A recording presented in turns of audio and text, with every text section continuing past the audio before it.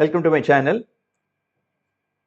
இந்த ப்ரீவியஸ் வீடியோவில் நம்ம இந்த இந்தியன் பேங்கிங் சிஸ்டத்தில் ஆப்ரேட் பண்ணக்கூடிய வேரியஸ் டைப்ஸ் ஆஃப் பேங்க்ஸ் என்னன்னு ஒரு டீட்டெயிலாக பார்த்தோம். கொஞ்சம் பெரிய வீடியோ தான், லென்த்தி வீடியோ. அதை பார்க்காதவங்க போய் பாருங்கள்.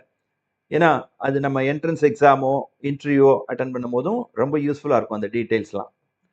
அதில் ஒரு கேட்டகரி ஆஃப் பேங்க்ஸ் வந்து டிஃபரன்ஷியேட்டட் பேங்க்ஸ் அப்படின்னு பார்த்தோம். அதை பற்றிய டீட்டெயில் தான் வந்து இந்த வீடியோவில் பார்க்க போகிறோம். டிஃபரன்ஷியேட்டட் பேங்க்ஸ், வேறுபட்ட வங்கிகள் அப்படின்னா என்ன? மற்ற வங்கிகள் எல்லாமே யூனிவர்சல் பேங்க்னு சொல்லுவோம். அது எல்லா டைப் ஆஃப் வாடிக்கையாளர்களுக்கு டிஃப்ரெண்ட் டைப் ஆஃப் ப்ராடக்ட் சர்வீசஸ்லாம் கொடுக்கும். இந்த state bank, HDFC bank, ICICI bank, federal bank, இந்த மாதிரி பேங்க் எல்லாமே யூனிவர்சல் பேங்க். இந்த டிஃபரன்ஷியேட்டட் பேங்க்ஸ் என்னென்னா, ஒரு பிரிவு வாடிக்கையாளர் அவங்களோட நீட்ஸு, அவங்களுக்கு தேவை, அவங்களுக்கான ஸ்பெசிஃபிக் ப்ராடக்டை கொடுத்து அவங்கள சாட்டிஸ்ஃபை பண்ணுறது, அந்த மாதிரி தான் டிஃபரன்ஷியேட்டட் பேங்க்ஸ். இப்போ இந்த டிஃபரன்ஷியேட்டட் பேங்க் செட்டப் பண்ணுறதுக்கான அப்ஜெக்டிவ் என்ன? இதோட மெயின் அப்ஜெக்டிவ் என்ன? ஃபினான்ஷியல் இன்க்ளூஷன் அப்படின்னு சொல்லுவாங்க. எல்லோரையும் உள்ளடக்கி அவங்களுக்கு இந்த வங்கி சேவை மற்றும் இன்சூரன்ஸ் மற்றும் மியூச்சுவல் ஃபண்ட் இந்த சேவைகள்லாம் கொடுக்கணுன்றது தான் ஃபினான்ஷியல் இன்க்ளூஷன். ஃபினான்ஷியலி இன்க்ளூடட், இப்போ நம்ம என்னைய ஃபினான்ஷியலி இன்க்ளூடட், நீங்கள் ஃபினான்ஷியலி இன்க்ளூடட் எப்போனா, உங்களுக்கு ஒரு பேங்க் அக்கௌண்ட் இருக்கணும், இல்லாட்டி இன்சூரன்ஸ் பாலிசி இருக்கணும், இல்லாட்டி மியூச்சுவல் ஃபண்டில் ஒரு யூனிட்ஸ் இருக்கணும். இதில் எது இருந்தாலும் யூ ஆர் ஃபினான்ஷியலி இன்க்ளூடட்.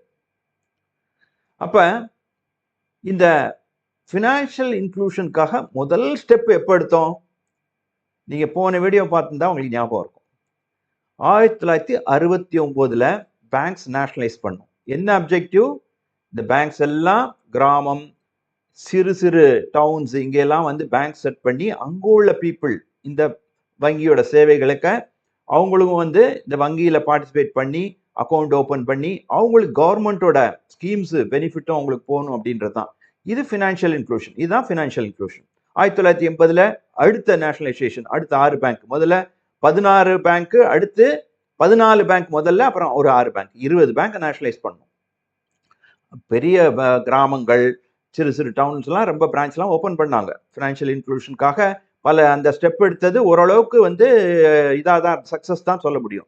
இதுக்கு நடுவில் 1975 வந்து ரீஜனல் ரூரல் பேங்க் அதுவும் ஆரம்பித்தாங்க. அதுவும் வந்து இந்த அப்ஜெக்டிவை நோக்கி தான் பயணம் செய்கிறதுக்காக அது ஆரம்பிக்கப்பட்டது. ஃபினான்ஷியல் இன்க்ளூஷன் சம்மந்தமாக reserve bank, government of India various steps எடுத்தால் கூட இந்த ஃபினான்ஷியல் இன்க்ளூஷன் டேர்ம் இதுவரையில் யூஸ் பண்ணல. 2005 தான் முதல்ல ரிசர்வ் பேங்க் ஒரு சர்க்குலர் இஷ்யூ பண்ணுறாங்க ஃபினான்ஷியல் இன்க்ளூஷன் சம்மந்தமாக. அதுக்கப்புறம் பல சர்வே நடத்துகிறாங்க reserve bank, government of India. நடத்தி பார்க்கும்போது ஒன்றுமுமே ஒரு major section of the population அவங்களுமே ஃபினான்ஷியலி இன்க்ளூட் ஆகலை, அவங்க ஃபினான்ஷியல் சர்வீசஸ்லாம் அவங்கள ரீச் ஆகலை அப்படின்றது தெரிய வருது. இதில் யார் யாரெல்லாம் அடங்குவாங்கன்னா, மார்ஜினலைஸ் செக்ஷன் ஆஃப் த சொசைட்டின்னு சொல்லுவாங்க. இவங்க இந்த ரோடு ஓரம் கடை வச்சுருக்கவங்க, ரோடு ஓரம் இந்த அயன் பண்ணி கொடுப்பாங்களே இஸ்திரி கடை வச்சுருக்கவங்க, அதுக்கப்புறம் சிறு விவசாயிகள், விவசாய தொழிலாளர்கள் அவங்க, அது தவிர வந்து சில கட்டுமான பணியில் இருக்கிறவங்க, இவங்களை தவிர இந்த எம்எஸ்எம்இ சிறு மற்றும் குறு தொழில் நிறுவனங்கள், அதை தவிர இப்போ லேட்டஸ்ட் அடிஷன் என்னன்னா இந்த மைக்ரண்ட் லேபரர்ஸ், வெளியூர்லேருந்து வந்து இன்னொரு ஊருக்கு வேலை செய்கிறவங்க, இவங்க எல்லாமே இந்த ஃபினான்ஷியலி இன்க்ளூட் ஆகலைன்றது தெரிய வருது. அப்போ கவர்மெண்ட் வந்து இவங்களை எல்லாம் உள்ளே எடுத்துகிட்டு வரணும் இந்த ஃபினான்ஷியல் சர்வீஸ்க்குள்ளே. அதுக்கு என்ன பண்ணலாம் அப்படின்னு யோசிக்கிறாங்க. ஏன் இவங்களையெல்லாம் உள்ளே எடுத்துகிட்டு வரணும்? 2 பர்பஸ். ஒன்று, இந்த மாதிரி ஏழை எளியவர்கள் தான் வந்து அகால வட்டி, இந்த மணி லெண்டர்ஸ் இருக்காங்க பிரைவேட், அவங்ககிட்ட போய் அகால வட்டிக்கு வாங்கி அவங்க சொத்துக்களையே இழக்க வேண்டிய நிலைமையெல்லாம் வருது. ஸோ அவங்கள வந்து இந்த பேங்கிங் சிஸ்டத்துக்குள்ளே எடுத்துகிட்டு வந்தால் ஓரளவுக்கு ஆர்கனைஸ்டாக இருக்கும், அவங்களுக்கு பெனிஃபிட் ஆகும். 2வது, அவங்க சின்ன சின்ன சேவிங்ஸ் எல்லாமே நாட்டோட வளர்ச்சிக்கு பயன்படுத்திக்கலாம். இந்த 2 அப்ஜெக்டிவோட இந்த ஃபினான்ஷியல் இன்க்ளூஷன் இன்னும் விரிவடையணும் அப்படின்ட்டு கவர்மெண்ட்டுமே ரிசர்வ் பேங்க் ஆஃப் இந்தியாவுமே நினைச்சாங்க. இதன் விளைவு தான் reserve bank of India 2013 Nachiket Mor committee அப்படின்னு ஒரு கமிட்டியை ஃபார்ம் பண்ணுறாங்க. இந்த நச்சிகட் மொரேன்றவர் அப்போ ரிசர்வ் பேங்க் சென்ட்ரல் போர்டில் ஒரு டைரக்டராக இருந்தார். இந்த நச்சிகட் மொரே கமிட்டி இந்த ஃபினான்ஷியல் இன்க்ளூட் பண்ண என்னென்ன பண்ணணும், பரிந்துரைக்கணும் அப்படின்றது தான் அதோட டேர்ம்ஸ் ஆஃப் ரெஃபரன்ஸ். இந்த கமிட்டி இந்த ஃபினான்ஷியலி இன்க்ளூஷனுக்காக இது வரல அது வரையில 2013 வரல கவர்மெண்ட் எடுத்துக்கிட்ட ஸ்டெப்ஸு, ரிசர்வ் பேங்க் எடுத்துக்கிட்ட ஸ்டெப்ஸ் எல்லாம் ஸ்டடி பண்ணிட்டு வெளிநாடுகள்லையும் இந்த ஃபினான்ஷியல் இன்க்ளூஷனுக்காக என்னெல்லாம் பண்ணியிருக்காங்க அப்படின்னு பார்த்துட்டு அது ரெக்கமெண்ட் பண்ணதுல தான் இந்த டிஃபரன்ஷியேட்டட் பேங்க் செட் பண்ணால் ஃபினான்ஷியல் இன்க்ளூஷன் அதிகரிக்கும், பல செக்ஷன் ஆஃப் சொசைட்டியை உள்ளே எடுத்துகிட்டு வரலாம் அப்படின்ற ஒரு ரெக்கமெண்டேஷன் பண்ணாங்க. அதன் விளைவாக தான் 2 டிஃப்ரெண்ட் டைப்ஸ் ஆஃப் பேங்க்ஸ், ஒரு payment bank, small finance bank set பண்ணோம். இந்த 2 பேங்கை பற்றியும் நம்ம டீட்டெயில்ஸ் வந்து வரப்போகிற ஸ்லைட்ஸில் பார்க்கலாம். ஏற்கனவே நம்ம இன்ட்ரோடக்ஷனில் பார்த்ததை இந்த ஸ்லைடில் ப்ரீஃபாக ரேப்பப் பண்ணிக்கலாம். The differentiated banks established based on the recommendation of the Dr. Nachiket More Committee of 2014. இதை ஞாபகம் வச்சுக்கணும். நச்சிகேட் மோரே கமிட்டின்றது முக்கியம். இந்த கமிட்டியோட ஃபுல் நேமும் ஒரு பார்த்து வச்சுக்கோங்க. Committee on comprehensive financial services for small businesses and low income household. Major objective of setting up of differentiated banks was to promote financial inclusion and payment and remittance. ஏற்கனவே நம்ம பார்த்ததான் இந்த differentiated banks செட்டப் பண்ணோட குறிக்கோள் என்ன? Financial இன்க்ளூஷனை promote பண்ணும், அதே சமயத்தில் migrant லேபர்ஸ்க்கு payment remittance service provide பண்ணுறதுக்கு. The banking model targets a specific customer segment, niche segment that has special requirements distinct from universal bank. இந்த பேங்கோட குறிக்கோள் என்ன? ஒரு செக்மெண்ட் ஆஃப் த கஸ்டமர்ஸ் தான், இல்லை அவங்களுக்கு டார்கெட் பண்ணி தான் இந்த பேங்க் செட் பண்ணுறாங்க. இது யூனிவர்சல் பேங்க் கிடையாது. யூனிவர்சல் பேங்க்னா எல்லாருக்கும் எல்லா சேவைகள் எல்லா ப்ராடக்ட்டும் கொடுக்குறது தான் யூனிவர்சல் பேங்க். இது different from universal bank. Limited banking activity and hence limited regulation. அதாவது லிமிட்டட் பேங்கிங் ஆக்டிவிட்டி தான். லைக் நீங்கள் இப்போ பேமெண்ட் பேங்க்லாம் பார்த்தோம்னா லோனே கொடுக்க முடியாது. அப்படின்னும் போது அதுக்கு தகுந்த ரெகுலேஷன் மட்டும் அப்ளிகபிள் ஆகும், ரிசர்வ் பேங்கோட ரெகுலேஷன். அதுதான் இது சொல்ல வருது. முதல்ல நம்ம பேமெண்ட் பேங்க் இதை பற்றி பார்க்கலாம். RBI guidelines on setting up of payment banks were issued during November 2014. 41 applications were received and an external advisory committee, Nachiket More Committee, evaluated the applications and 11 licenses were issued in 2015. அதாவது Nachiket Moreh committee recommendation கொடுத்த உடனே reserve bank இதுக்கான guidelines issue பண்ணுது. யார் நீங்கள்லாம் apply பண்ணி யார் இந்த பேமெண்ட் பேங்க் செட் பண்ணுமோ நீங்கள் அப்ளை பண்ணுங்க இந்த கிரைட்டீரியா அப்படின்ட்டு ஒரு கைட்லைன்ஸ் இஷ்யூ பண்ணுது. அதை பேஸ் பண்ணி ஒரு 41 அப்ளிகேஷன் வந்தது. இந்த அப்ளிகேஷன் எல்லாம் பார்க்கறதுக்கு ஒரு தனி எக்ஸ்டர்னல் அட்வைசரி கமிட்டி ஒன்று ஃபார்ம் பண்ணாங்க. டாக்டர் நச்சிகேட் மோரே திருப்பியும் அந்த கமிட்டிக்கும் ஹெட் பண்ணார், எக்ஸ்டர்னல் அட்வைசரி கமிட்டிக்கும் பண்ணி இந்த அப்ளிகேஷன்லாம் இவாலுவேட் பண்ணி 11 லைசன்ஸ் இஷ்யூ பண்ணாங்க. எப்போ 2015 11 லைசன்ஸ் இஷ்யூ பண்ணாங்க. The first payment bank Airtel Payment Bank started operation in January 2017. Presently only 6 payment banks. அதாவது இந்த லைசன்ஸ் இஷ்யூ பண்ணதுக்கு அப்புறம் இந்த ஃபர்ஸ்ட் பேமெண்ட் பேங்க் யாருன்னா ஏர்டெல் பேமெண்ட் பேங்க். அவங்க எப்போ செட்டப் பண்ணாங்கன்னா ஜனவரி 2017. 11 லைசன்ஸ் கொடுத்தா கூட இன்னைக்கு எவ்வளோ பேமெண்ட் பேங்க்ஸ் இருக்கு? Only 6 payment banks in operation. Main objective payment and remittance service. மெயினாக இந்த மைக்ரண்ட் லேபர், அது தவிர இந்த குறைஞ்ச சம்பளம் வாங்கி வெளியூருக்கு வந்து வேலை செய்கிறவங்க, இந்த கடை வச்சிருக்கவங்க, அவங்கெல்லாம் கூட பணம் அனுப்புறதுக்கு இந்த பேமெண்ட் பேங்க்ஸ் உதவணும். அதுதான் main objective. Minimum paid up capital of 100 crores. இந்த பேமெண்ட் பேங்க் செட் பண்ணணும்னா 100 கோடி முதலீடு தேவை. இன்னொரு கண்டிஷன் என்ன? 25% branches or access points in unbanked rural areas. அப்படின்னா 100 பிரான்ச் இருந்தால் 25 பிரான்ச் வந்து எங்கே இருக்குன்னா பேங்கே இல்லாத rural area, village, small towns, இந்த மாதிரி இடத்துல தான் இருக்கணும். இந்த பேமெண்ட் பேங்க்ஸுக்கெல்லாம் பிரான்ச் இருக்காததுனால ஆக்சஸ் பாயிண்ட்னு பேர். ஆக்சஸ் பாயிண்ட் 2 பிரான்ச்சாக இருக்கலாம், ஆக்சஸ் பாயிண்டாக இருக்கலாம். Maximum deposits of 2 lakhs. No FD, RD, NRI deposits. இந்த பேங்க்ஸ் எவ்வளோ டெபாசிட் அக்செப்ட் பண்ணிக்கலாம்? 2 lakhs தான் அக்செப்ட் பண்ண முடியும். ஆனால் ATM card, debit card issue பண்ணலாம். ஏன்னா அது இருந்தால் தானே பணத்தை எடுக்க முடியும். அதே சமயத்தில் ஃபிக்ஸட் டெபாசிட் அக்செப்ட் பண்ண முடியாது, ரெக்கரிங் டெபாசிட் அக்செப்ட் பண்ண முடியாது, நான் ரெசிடென்ட் டெபாசிட்ஸ் அக்செப்ட் பண்ண முடியாது. எல்லாமே சேவிங்ஸ் பேங்க்ஸ் அக்கௌண்ட்டில் தான் இந்த டெபாசிட்ஸை அக்செப்ட் பண்ண முடியும். இது ஏற்கனவே 1 lakh இருந்தது, இப்போ 2 lakh ரைஸ் பண்ணியிருக்காங்க. இது மெயினாக வந்து இந்த 1 lakh இருந்தப்ப அந்த டெபாசிட் இன்சூரன்ஸும் 1 lakh இருந்தது. ஆக்சுவலாக டெபாசிட் இன்சூரன்ஸ்னால் நம்ம பண்ணுற டெபாசிட் வந்து டெபாசிட் இன்சூரன்ஸ் கிரெடிட் கேரண்டி கார்பரேஷனில் அந்த பேங்க்ஸ் இன்சூர் பண்ணும். இந்த பேங்க்ஸ் திவால் ஆயிடுச்சுன்னா நம்மளுக்கு அந்த பணம் வந்துடும். அது 1 லேக்கா இருந்தது. அதுக்கப்புறம் அது 5 லேக்ஸா இன்க்ரீஸ் பண்ணிட்டாங்க இப்போ ரீசெண்டா. அதனால டெபாசிட் லிமிட்டும் 5 லேக்ஸ் ஆகும்னு பார்த்தாங்க. ஆனால் 2 லேக்ஸ் தான் இப்போ மேக்ஸிமம் டெபாசிட் பண்ண முடியும் இந்த பேமெண்ட் பேங்க்ல. No loans, hence no credit card. இந்த பேமெண்ட் பேங்க்ஸ்லாம் லோனே கொடுக்க முடியாது. அவனுக்கு அதனால லோன் கிரெடிட் கார்டும் லோன் தானே, அதனால கிரெடிட் கார்டும் இஷ்யூ பண்ண முடியாது. அப்போ இந்த பணத்தை எல்லாம் என்ன பண்றாங்க? டெபாசிட் பணத்தை maintain CRR, cash reserve ratio. இன்னைக்கு 4.5% அந்த பணத்தில் 100 ரூபாயில 4.4 ரூபாயை வந்து ரிசர்வ் பேங்க்ல டெபாசிட் பண்ணும். அதே சமயத்தில் 75% ஆஃப் டெபாசிட்ஸ் அதுக்கு வந்து எஸ்எல்ஆர் பாண்ட்ஸ், இதெல்லாம் கவர்மெண்ட் செக்யூரிட்டிஸ், அதில் இன்வெஸ்ட் பண்ணும். மீதி உள்ள பணத்தை வந்து schedule commercial bank, any commercial பேங்க்ல டெபாசிட் பண்ணிக்கலாம். அதாவது இதெல்லாம் வந்து உங்களுக்கு பெரிய ரெவென்யூ வராது. இதில் வந்து இந்த ரெவென்யூ மாடலே வந்து நீங்கள் பார்த்தீங்கன்னா அவங்க மெயினாக இந்த ரெமிட்டன்ஸில் வரக்கூடிய இன்கம் தான்.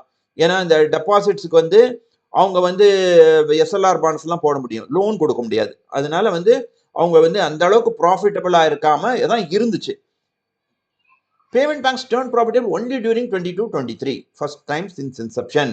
ஸோ இவ்வளோ நாள் ஆனாலும் ஜனவரி 2017 முதல் பேங்க் செட் பண்ணாங்க. 22-23 தான் அஸ் அ குரூப் அந்த பேமெண்ட் பேங்க்ஸ் குரூப்பே வந்து ப்ராஃபிட்டபிளா இருந்தது. Payment banks can be convert to small finance bank after 5 years. 5 வருஷம் அது ஆப்ரேஷன்ல இருந்தா ரிசர்வ் பேங்க் கிரைட்டீரியெல்லாம் ஃபுல்ஃபில் ஆயிடுச்சுன்னா ஸ்மால் ஃபினான்ஸ் பேங்காக கன்வெர்ட் பண்ணிக்கலாம். இந்த 6 பேங்க் லைசன்ஸ் கொடுத்தா கூட ஏர்டெல் பேமெண்ட் பேங்க்கும் Paytm bank were the major players. இந்த 2 பேங்க்கும் தான் மேஜரா அந்த ரெமிட்டன்ஸ் அந்த இதெல்லாம் சேவைகள்லாம் செஞ்சுக்கிட்டு இருந்தாங்க. இதுல ஒரு பெரிய பிரச்சனை என்ன வந்ததுன்னா, ஜனவரி 2024 RBI imposed severe business restrictions on Paytm Bank. Paytm Bankல பல ரெகுலேட்டரி இஷ்யூஸ், அது வந்து AML இஷ்யூ, KYC இஷ்யூலாம் வந்ததுனால பிஸ்னஸ் ஆப்ரேஷனையே ரிசர்வ் பேங்க் ஸ்டாப் பண்ணி வச்சிருக்கு ஜனவரிலேருந்து. அதனால வந்து இந்த பேங்க் வந்து இப்போதைக்கு ஆப்ரேஷன் இல்லை. ஒரு மேஜர் பிளேயரே இப்போ ஆப்ரேஷன்ல இல்லை. பேமெண்ட் பேங்க்ஸை பற்றி இதெல்லாம் ஞாபகம் வச்சுக்கிட்டா போதும். Next type of differentiated bank, small finance banks. RBI guidelines on setting up of a small finance bank was issued during November 2014. 72 applications received and an external advisory committee, Usha Thorat committee, evaluated the applications and 10 licenses were issued, and Capital Finance Small Bank was the first to start operations during April 2016. Presently 11 banks in operation. அதாவது RBI guidelines அந்த Nachiket Mor committee recommendation வந்த உடனே small finance பேங்க்குக்கும் RBI guidelines issue பண்ணாங்க. அதை base பண்ணி 72 application 72 application receive பண்ணாங்க. எதுக்கு? To set up small finance bank. அப்போ ஒரு எக்ஸ்டர்னல் அட்வைசரி கமிட்டி ஃபார்ம் பண்ணாங்க. அதுக்கு வந்து யார் இருந்தாங்கன்னா உஷா தோரட் கமிட்டின்னு பேரு, அதை ஞாபகம் வச்சுக்கணும். அந்த கமிட்டி இந்த எல்லா அப்ளிகேஷனையும் இவாலுவேட் பண்ணிட்டு 10 லைசன்ஸ் இஷ்யூ பண்ணாங்க. 10 இவ்வளோ லைசன்ஸ், இவ்வளோ அப்ளிகேஷன், 72 அப்ளிகேஷன் ரிசீவ் பண்ணதுல 10 இதுக்கு மட்டும் லைசன்ஸ் இஷ்யூ பண்ணாங்க, 10 ஸ்மால் ஃபினான்ஸ் பேங்க்குக்கு. அதுல ஃபர்ஸ்ட் ஸ்மால் ஃபினான்ஸ் பேங்க் எதுனா கேபிட்டல் ஃபினான்ஸ் ஸ்மால் பேங்க், இதை ஞாபகம் வச்சுக்கணும்.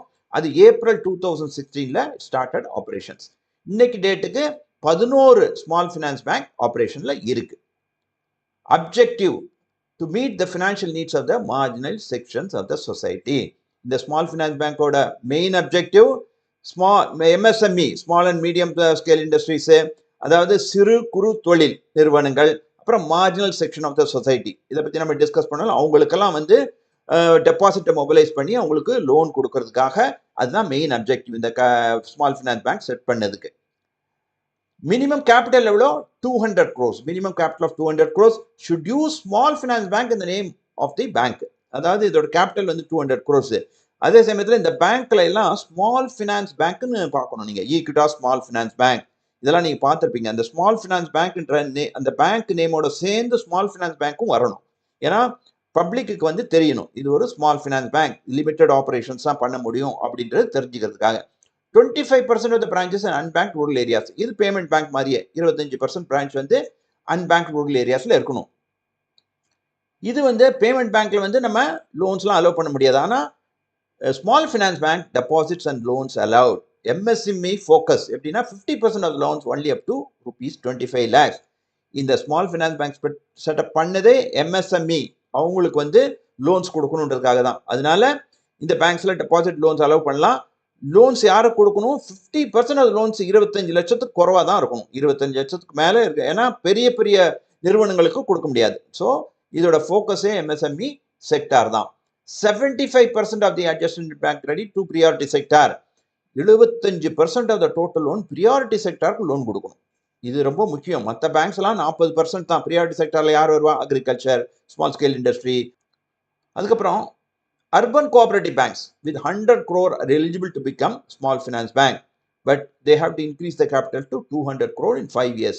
அதாவது இந்த bank small finance bank form பண்றதுக்கு 200 crore கேபிட்டல் ஏற்கனவே பார்த்தோம். ஆனா அர்பன் கோஆபரேட்டிவ் பேங்க் ஏற்கனவே ஃபங்க்ஷன் பண்ணிக்கிட்டு இருக்குன்னா 100 கோடி இருந்தா போதும். பட் 5 வருஷத்துல 200 கோடியா அதை இன்க்ரீஸ் பண்ணிக்கிறோம். After 5 years of operation, small finance bank can apply for a universal banking license. Universal banking லைசன்ஸ்னா என்ன? யூனிவர்சல் பேங்க்னா எல்லா விதமான சேவைகளையும் பண்ணலாம். அதுதான் யூனிவர்சல் பேங்க். இப்போ நம்ம ஸ்டேட் பேங்கோ, ஐசிஐசிஐ பேங்கோ, HDFC எல்லாம் இதெல்லாம் வந்து யூனிவர்சல் பேங்க். அப்போ 5 வருஷம் ஸ்மால் ஃபினான்ஸ் பேங்கை ஆப்ரேட் பண்ணிட்டா அதுக்கப்புறம் ரிசர்வ் பேங்க்கு அப்ளை பண்ணலாம். அப்போ என்னாச்சு? ரிசர்வ் பேங்க் வந்து April 2024 RBI issued guidelines for conversion. இந்த RBI வந்து 2024ல டீடைல் கைட்லைன்ஸ் இஷ்யூ பண்ணாங்க. நீ ஸ்மால் ஃபினான்ஸ் பேங்காக இருந்தால் யூனிவர்சல் பேங்கானா என்னென்ன கிரைட்டீரியான்னு. 1. Minimum net worth of 1000 crores. 2. Shares listed on stock market. 3. Net profit last 2 years. 4. Gross and net NPA 3% and 1%. கண்டிஷன்ஸ்லாம் ரொம்ப ஸ்ட்ரிஞ்சன்ட் கண்டிஷன்ஸாக இருந்தது. என்னன்னா 1000 கோடி நெட்வொர்த், கேபிட்டல் அண்ட் ரிசர்வ்ஸ் வந்து 1000 கோடி இருக்கணும். இப்போ ஸ்டார்டிங் வந்து 200 crores சொன்னோம் கேபிட்டல் இது ஸ்டார்ட் பண்ணுறதுக்கு. ஆனால் நீ வந்து இந்த யூனிவர்சல் பேங்க் ஆகும்னா 1000 கோடி இருக்கணும். ரெண்டாவது வந்து ஷேர்ஸ் எல்லாம் வந்து ஸ்டாக் மார்க்கெட்ல லிஸ்ட் ஆயிருக்கும், பப்ளிக்லி ட்ரேடபிளா இருக்கும் ஷேர்ஸ். லாஸ்ட் 2 இயர்ஸ்ல ப்ராஃபிட் பார்த்துருக்கணும். அதே சமயத்தில் 4வது condition gross and net NPA, வாராக்கடன். கிராஸ் என்பிஏ 3%, நெட் என்பிஏ 1%க்கு தாண்டக்கூடாது. இப்போ இந்த கண்டிஷன்லாம் பார்க்கும்போது only one bank, AU Small Finance Bank is eligible as per the above norms. Others not eligible mainly because they are unable to comply with NPA criteria. இந்த NPA இதில் வந்து மாட்டிக்கிட்டாங்க. ஒரே ஒரு பேங்க் தான் இது எலிஜிபிள் இந்த யூனிவர்சல் பேங்க் ஆகிறதுக்கு.